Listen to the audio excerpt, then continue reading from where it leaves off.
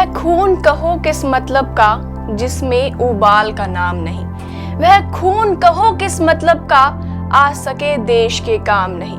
वह खून कहो किस मतलब का जिसमें जीवन न रवानी है।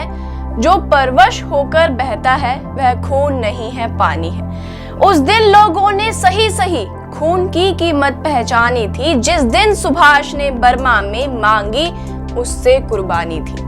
नमस्कार, मैं कृतिका आप सभी का स्वागत करती हूँ प्रभात एग्जाम के YouTube चैनल पर। यह एक ऐसा प्लेटफॉर्म है जहां आपको मिलती है सभी कॉम्पिटिटिव एग्जाम्स के बारे में महत्वपूर्ण जानकारियां जो आपको किसी भी एग्जाम में सफल होने में मदद कर सकती है। अगर आप हमारे चैनल पर पहली बार आए हैं तो हमारे चैनल को लाइक और सब्सक्राइब जरूर करें और हमारी वीडियोस को सबसे पहले देखने के लिए बेल आइकन जरूर दबाएं। तो आइए शुरुआत करते हैं आज की इस वीडियो की।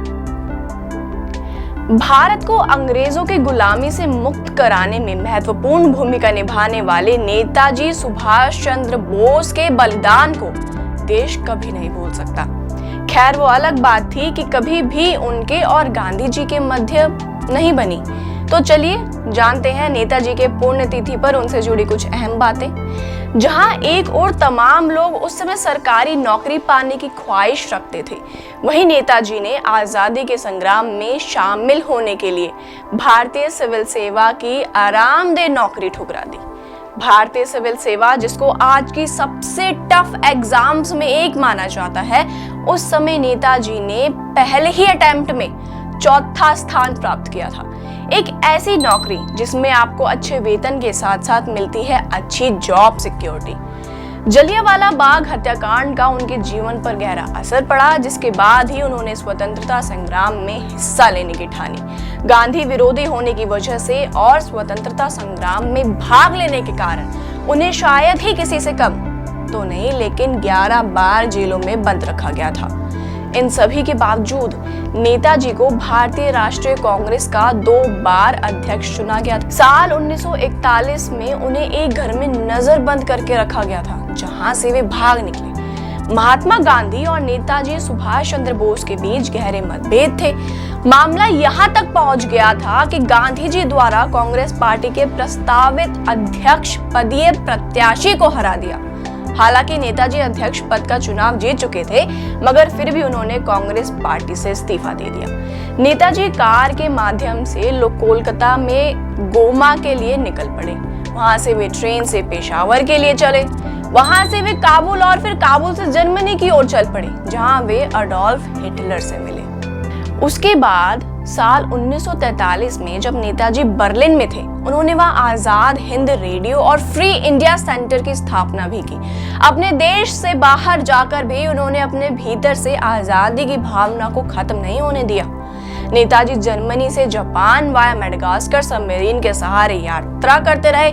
उन दिनों इस तरह की और इतनी लंबी यात्रा में बड़े खतरे हुआ करते थे। वह महात्मा गांधी की कई बातों और विचारों से इत्तेफाक नहीं रखते थे, फिर भी इस पर उनका मानना था कि बिना किसी प्रकार के हिंसा कार्यक्रम के भारत को आजादी मिलने से रही। आपका इस विषय पर क्या विचार है? आप हमें कमेंट बॉक्स में जरूर लिखकर बताएं। अगर उस समय स्वतंत्रता संग्राम का आप भी हिस्सा होते तो किसके कदमों पर चलते, महात्मा गांधी जी या नेताजी सुभाष चंद्र बोस?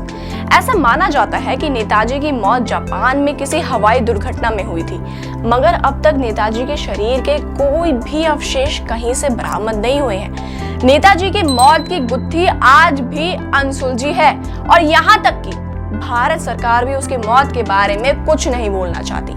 ऐसा मानना है कि नेताजी सन 1985 तक जीवित रहे, जहां वे भगवान जी के रूप में फैजाबाद के एक मंदिर में रहते थे। 17 मई 2006 को जस्टिस मुखर्जी कमीशन ने एक रिपोर्ट पेश की थी, जिसमें इस बात का जिक्र था कि रंगजी मंदिर में पाई जाने वाली राख नेताजी की नहीं थी। हालांकि इस रिपोर्ट को भारत सरकार द्वारा ठुकरा दिया गया और यह मामला आज भी एक रहस्य बना हुआ है।